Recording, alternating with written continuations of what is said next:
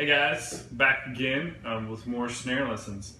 Today we're going to talk about the diddle. So far we've talked about flams, accents, taps, and a little bit about how to put those together, because like with a flam accent, you get like a accented kind of flam followed by some taps.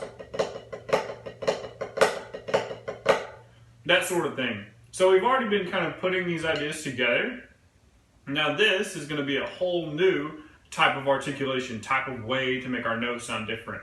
So how we want to practice this is we want to lift our wrists up from the pad and just let our sticks drop.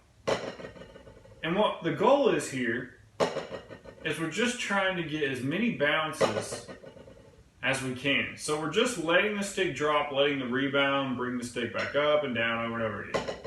Kind of like that. So you're not ever going to pull your wrists up again until you're ready to try again. Okay, fingers on the stick, wrists up, wrists down. So you want to practice this because you want to get at least, 4 to 5 little bounces out of the stick. Now, what you do after you get used to that is you try to catch the stick after 2 bounces. So with one hand, it'd sound about, well, this would be more than 2.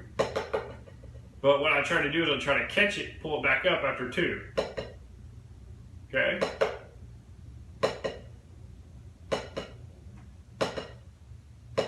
That, essentially, is a diddle. Now try it with the other hand. Bounce it a bunch. Now catch it after 2.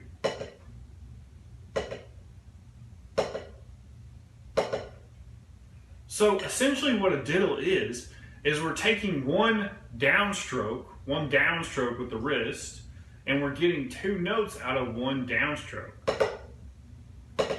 In other words, when we practice double strokes, like what we talked about before, our wrists actually went down twice. I like to refer to this as sticked double strokes, because we're sticking, or our wrist is going down twice for each one of those notes.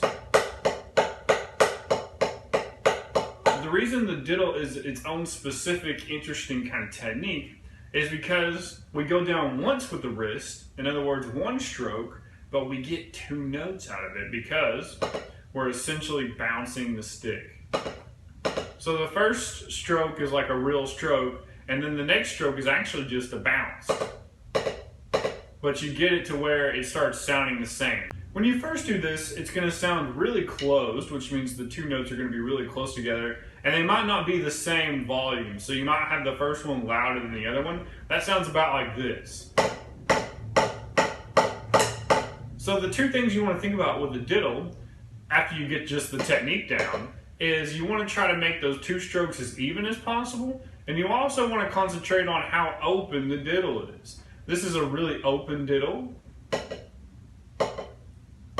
This is a really closed diddle. And like I said, when you first start this, you're going to get lots of closed sounding diddles. They're going to sound about like that.